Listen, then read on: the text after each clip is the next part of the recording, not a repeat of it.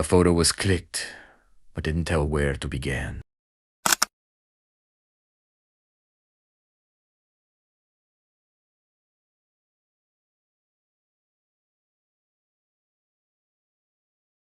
Every evening, at exactly 6:17 p.m., a gray cat sits on the broken wall outside Maso house. It doesn't meow. It doesn't move. It just stares at front door. The first day, Maso ignore it. The second day, neighbor says, strange, I've never seen that cat before. The third day, Maso opened the door to feed it. It's gone. In its place is a small, rusted key. No tag, no writing. That same evening, the power goes out. Phone has 1% battery. Then, knock. 3 slow knocks. Open the door. No one. Just muddy footprints leading away from Maso house.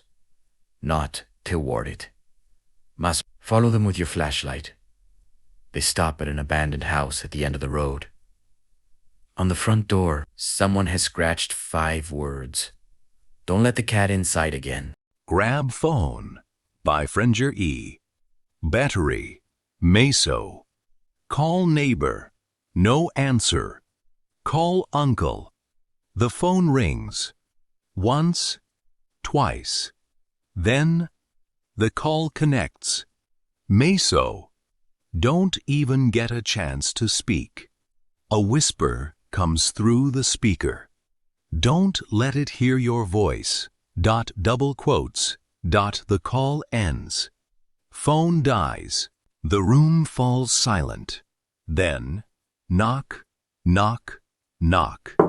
Not at the front door, at Meso bedroom door, but Maso live. Hello, Maso slowly. Look toward the window. The cat is still there.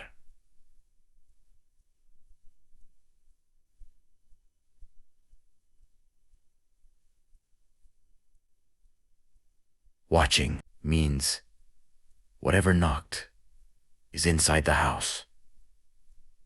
Maso bedroom door handle begins to turn. Very, very slowly. It stops halfway. Then a familiar voice comes from the other side. Maso, it's me.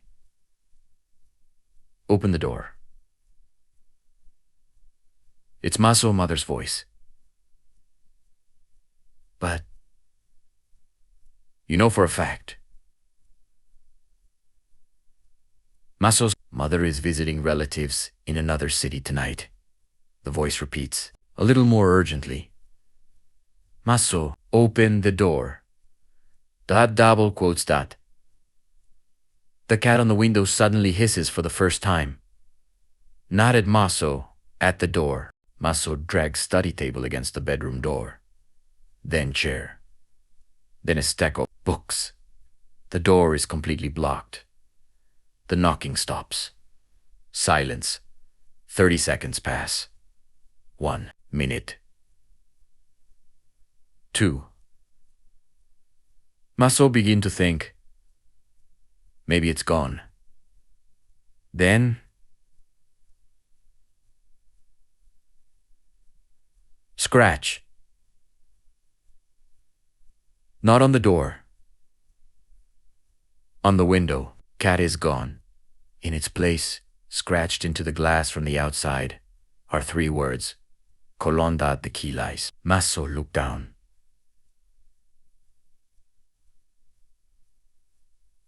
The polished key is still on your desk. Maso pick it up. It's warm. As if someone had been holding it, then Maso noticed something you missed before. The key has tiny engraved letters. Property of room 17, room 17 Maso. Never seen a room 17 in your neighborhood. At that exact moment, the voice outside the bedroom changes. No longer Maso mothers.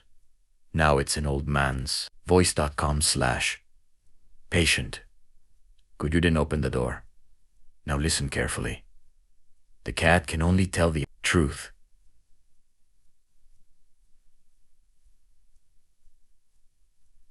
But the key always lies. The night is quieter than before. The wind has settled, but the silence feels heavier. Because now, Maso expecting something. Maso return not, because he is fearless, but because unanswered questions have a habit of following Maso. The building stands exactly as it did yesterday. A single third-floor window is open, no lights. Then, meow. Not loud this time, softer. Almost impatient. Maso look up. The window is empty. Another meow echoes from somewhere inside the building, one floor below. As if whatever made the sound moved. Maso's flashlight flickers once, then steadies. Maso noticed something. Maso swear wasn't there yesterday. Muddy paw prints leading through the doorway. They aren't dusty old prints. They're fresh. One set. They go in, none come out. The road home should have been quiet. Instead, Maso found himself standing beneath an old apartment building, staring at a cat trapped on a third-floor window ledge. The cat didn't cry. It simply stared back. Something about its eyes felt wrong. They weren't asking for food. They were asking for help. Most people would have walked away. Maso didn't. He stepped back, studying the building instead of the animal. The front entrance was locked with rusted chains, and every window was coated in dust except the one where the cat waited his instincts, whispered that something wasn't right. Instead of forcing his way inside, Maso called a friend. A few minutes later, his friend arrived, slightly out of breath. "You really called me for a kid?" Maso smiled faintly. "No, the cat called us." Dub quotes. His friend sighed. "I've absolutely no idea what that means." Neither of them entered the building. Instead, they moved farther away and watched. Minutes passed. The cat finally jumped from the window onto a narrow pipe, climbed down with surprising confidence, and disappeared into the darkness behind the abandoned building. Maso immediately followed. Not closely. Just far enough, away that the cat wouldn't notice. His friend whispered, "Are we seriously following a cat?" "We're following whatever the cat already knows." The path led through overgrown weeds and broken fences, until the cat stopped beside a cluster of bushes. It didn't move. It simply waited. Maso crouched low. Something felt wrong. He wasn't looking at the cat anymore. He was looking at the bushes.